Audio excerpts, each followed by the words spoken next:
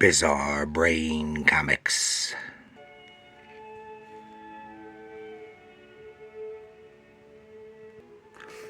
Hello, my comic book friends, and welcome to Bizarre Brain Comics. I'm Gary, your host. This is where I like to take a look at some older comics, talk a little bit about the characters and creators, and examine the stories and the art. Well, this time it's just a fistful of just general goodness, mostly from the Bronze Age, but not entirely. This is, I was putting some stuff away in the garage the other day, and I reached into in the box and just grabbed a random fistful. And this is some really good stuff here. And we're starting off from 1974. First spectacular issue of Are You Ready for OMAC, One Man Army Corps? A startling look into the world that's coming.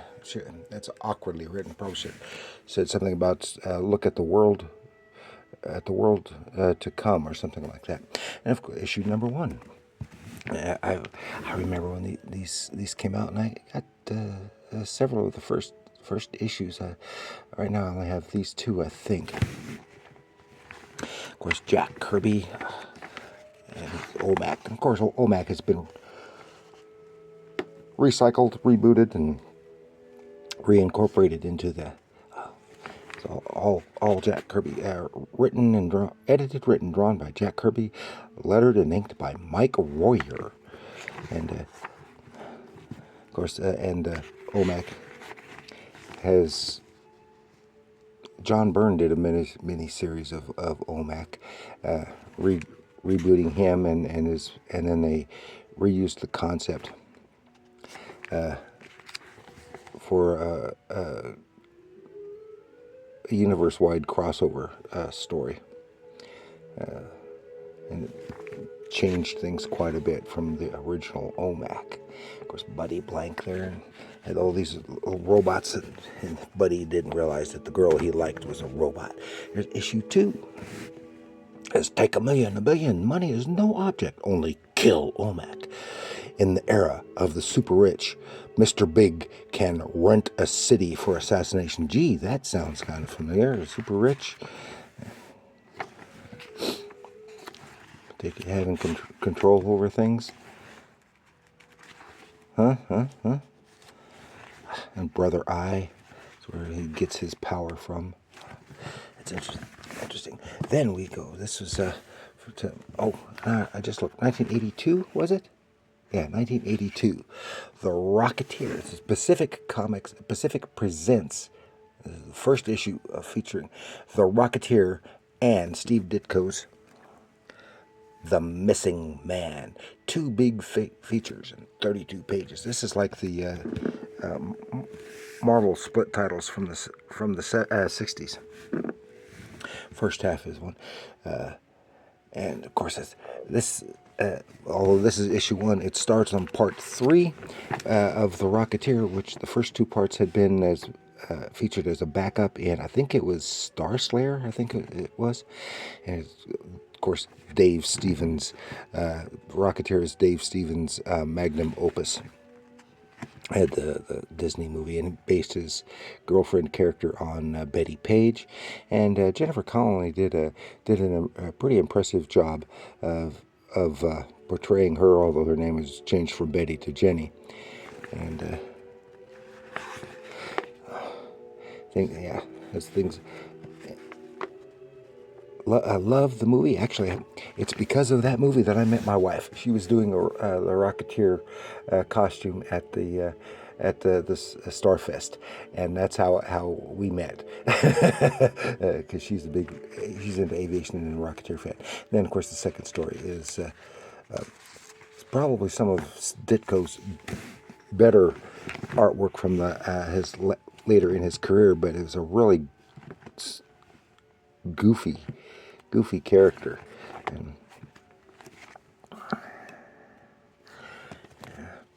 And here's issue 2, this great Dave Stevens cover. Oh, I wanted to show you the back cover of this first issue, the Rocketeer. Oh, classic. Dave Stevens, yeah. I loved Dave Stevens' work. And the Rocketeer on the spot, plus the Missing Man. And this is the issue when we start to see that, of course, in his original story, some great stuff. I guess that was a real restaurant. And Betty doing nudie type pictures. So he's testing that rocket back out. End up upside down in Kansas in the bean field. Oh, and he walks in and Betty's doing nudie pictures.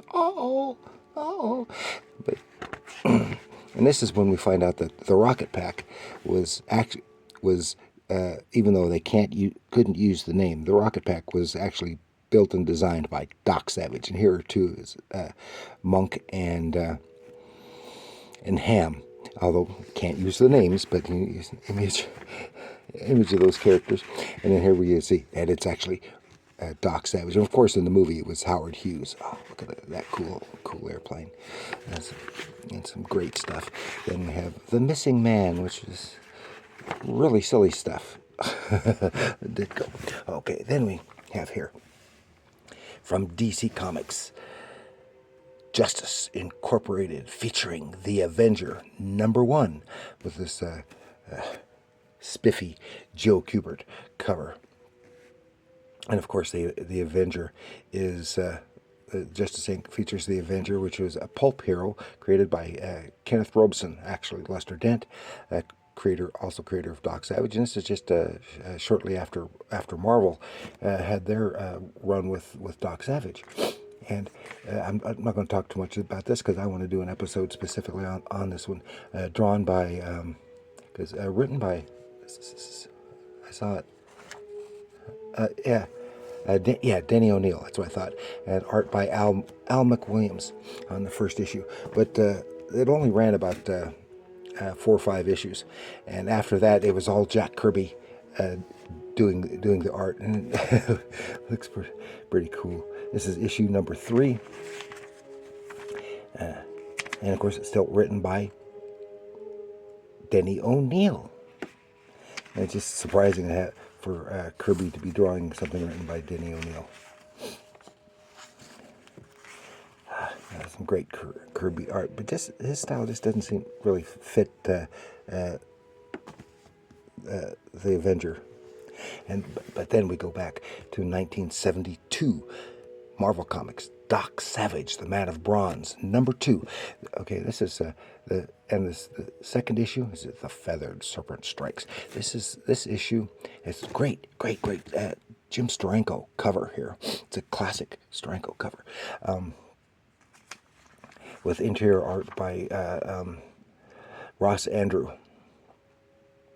And this is their adaptation of the first Doc Savage novel, The Man of Bronze, which just 2 or 3 years later was the basis about that time of the very disappointing, but I still enjoy watching it, Ron Ely movie of Doc Savage, The Man of Bronze. That was done by George Powell. Let me see, Monk. And so in this one, there we go, delving into the South American country with this Indians and stuff, and of course the movie come off pretty silly, but they still kept the primary story pretty well much intact. And I've got another issue that is at least the combination of these first 2 issues combined, and I plan on eventually doing an episode on that. Then here we go back to 1968, DC Comics, Superman's pal, Jimmy Olsen, featuring the Guerrilla Reporter, Jimmy. And this is the Guerrilla Reporter, and has come up with just odd ideas. Have to have an ape on the cover. Somehow Jimmy and this ape, this gorilla, switch minds, and so that's how he gets. Has Jimmy's mind in the ape and the ape's mind in the air. Oh, and look at this. An advertisement for Captain Action and Action Boy. This is a comic style advertisement. I had Action Boy way back when. And this looks like this was drawn by Kurt Schaffenberger. And I don't know, no credits. I'm not sure who did the art. I think an Al Plastino or something. They were utilizing the style of Wayne Boring at the time, but it's not Wayne Boring art. Then another Jimmy Olsen story. It's got what's his name? Come on, Brainiac in it. Yeah. Then we have another Jimmy Olsen. This is Jimmy Olsen 133. This other one, first one was 116. This is Jimmy Olsen 113. Introducing the Newsboy Legion plus the wondrous Whizwagon. You gotta see it to believe it. Now, Jimmy Olsen's our leader. He gives the orders. Gun him down. The new Jimmy Olsen, of course. This is when it was done, written and drawn by Jack Kirby. Once again, and featuring, this is when they, of course, they introduced, was part of the Fourth World saga, introducing Intergang. Morgan Edge was part of Intergang, and Dark Side, eventually getting into Dark Side. And the Cadmus Project, all the clones, and has the Newsboy Legion, who are all clones of the original Newsboy Legion, who are scientists at the Cadmus Project. So some more great Kirby art. Then we go here to The Adventures of Superman, number 559, from 1996, was it? Or was it 98? It's hard to tell. 1998. But it doesn't look like it comes from that era. No, it doesn't, because it's part of an ongoing storyline and crossing over several issues, Superman, that is something weird is going on. Here's Brainiac once again, and it is all has a Silver Age type storyline. It's all the same kind of silliness that that the Silver Age had. That's a fun run. And then we finish up here with Marvel and DC crossover. What year? This was what, 80? I'm thinking 82. Is that what it was?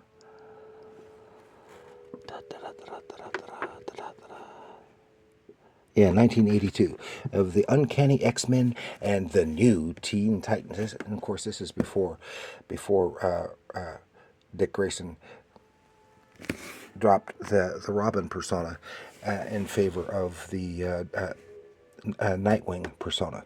So, but it's got, and it gets into the Dark Phoenix saga. And this was written by what did it say? I can't remember now. Doesn't matter. Chris Claremont. And penciled by Walt Simonson. And this crossover like this was really rare at the time, but they were both two of the most popular comic titles, X-Men and Teen Titans. The new Teen Titans, showing some Walt Simonson goodness. So that is all that I had to share with you this time around. So I hope you enjoyed that. Where's the other one? I'm going to use that one. So please like, share, and subscribe. Do leave your comments down below. Tell me which of these books looks most interesting to you. Do you remember any of them? And if so, what ones do you remember? Let me know in the comments below. And remember, comics are art.